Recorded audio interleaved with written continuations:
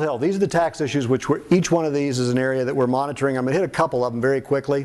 One I'm going to point out just because it's the way Congress works, and I find it very interesting how they work.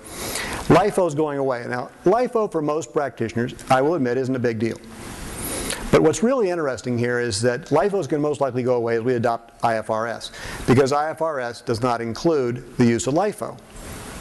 However, if IFRS occurs first, Congress gets no credit for the pickup in revenues when LIFO goes away. And Congress decided, okay, they see what's happening too, IFRS is coming. What are we going to do? Well, if we get rid of LIFO, then we get the credit for all those additional revenues, and then we can therefore spend that money. But we can't spend the money if it goes away because of some other act. So Congress will be getting, we believe, about a 70% chance we're going to see LIFO going away within the next year. 7216, I think most practitioners have heard of it right now. This is the criminal ability to be criminally liable as a CPA for using client information for anything that it was obtained for other than what it was obtained for, is the best way to put it.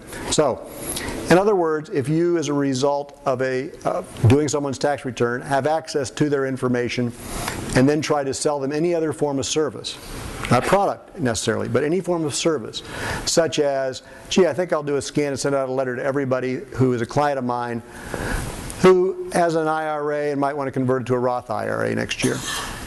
That would be a prohibited use of that information without their prior written consent. Also goes to the client who used to be able to call you up and you know his voice or her voice and you know them and they say, could you send a copy of my tax return over to such and such a bank? Can't do that anymore. Now it has to be in writing and they have to name the bank that it's going to. So that's one we're working very hard. I met with the Commissioner of the IRS about 3 weeks ago along with Barry Melanson. We think we'll get a Rev Proc which will clear up 7216. We're hopeful that we can get a Rev Proc through by January. It's not going to be in time, I know, for a lot of people with tax season coming up. But we had been going down the Q&A route.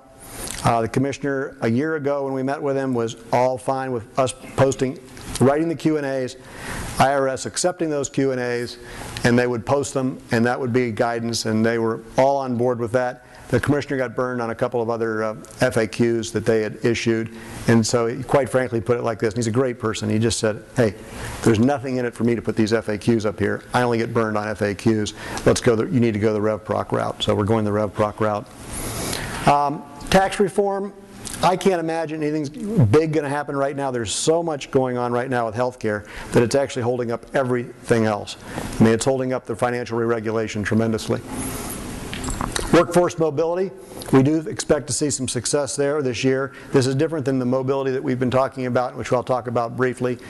Workforce mobility deals with the ability for CPAs or anyone, any clients except professional athletes and actors, to go into another state and operate for 30 days without having to pay withholding taxes.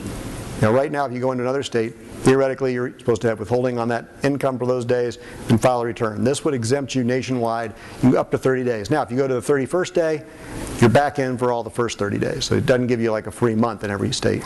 But what it does do is at least allows you to go into other states for short periods of time. We all know the state environments. I don't think there's anything I could probably add here. It's the same everywhere I go. And I listened to a legislative report day before yesterday when I was in Michigan from their lobbyist, and I can tell you, when he got through talking, I said, gosh, I could have closed my eyes and I could have said Tallahassee in place of Lansing, and there's really not a lot of difference. And it's really bad when the people from Michigan come here and they tell you how bad it looks in Florida.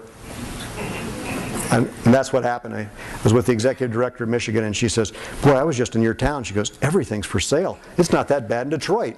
That's when you really start feeling bad.